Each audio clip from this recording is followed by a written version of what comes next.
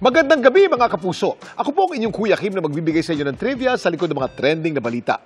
Marami ang napasana all sa navideohang dalawang bayawak sa isang campus sa Iloilo na napakahigpit ng yakapan. Bakit kaya nila ginawa ito? Viral ang dalawang bayawak na to na caught in the act na magkayakap. Na para bang mi at di ang tawagan nila.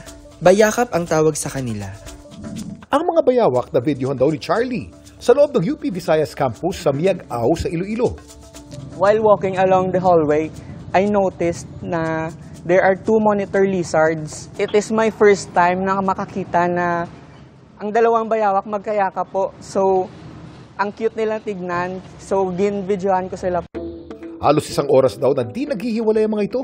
Nakaka-happy lang sa feeling na makakita ng gano'n na nag-act as if nasa wild din sila without the disturbance of people po around them. Marami ba nang napapikit sa inggit sa closeness ng dalawang bayawak? Pero ayon sa eksperto, iba raw ang ibig sabihin ng yakapan nilang ito sa Animal Kingdom. Hindi ito affection o pagmamahal, kundi pagpapakita kung sino mas dominante sa kanilang dalawa. Ang dalawang bayawak na parehong lalaki, posible daw nag-aagawan sa teritoryo.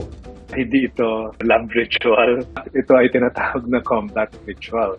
Pareho sila na mga lalaki. Itong behavior naman na ito, it's a common behavior na ginagawa ng mga males, ng mga bayawak, ay nag-establish ng territory. Sila ay merong pinaprotektahan na kanilang breeding area. Ang mga bayawak o monitor lizard, madalas matagpuan malapit sa ilog, lawa at latian. Mauhusay silang swimmer, kaya di nilang manatiling nakalubog sa tubig sa loob ng ilang minuto. At kahit na isa sila sa pinakamalaking butiki sa planeta, mabibilis at maliliksi pa rin silang gumalaw sa lupa. Pero alam niyo ba kung ano ang pinakamalaking uri ng bayawak o butiki sa buong mundo? Kuya Kim, ano na? Ang Komodo dragon o Varanus komodoensis ang pinakamalaking butiki o lizard sa buong mundo. Maaari silang humaba ng hanggang 3 meters at higit 70 kilos. Ang mga Komodo dragon ay tanging sa Indonesia lamang makikita. Sakali bang makaengkwentro nito, mag-ingat. Hindi lang kasi matutulis ang kanilang mga ngipin, napakalakas din ng kanilang panga na may glands na naglalabas ng kamandag o venom. Samantala, para malaman ang trivia sa likod ng viral na balita, i-post o i-comment lang. #Kuya Kim, ano na? Laging tandaan, importante ang may alam. Ako po si Kuya Kim at sagot ko kayo 24 oras.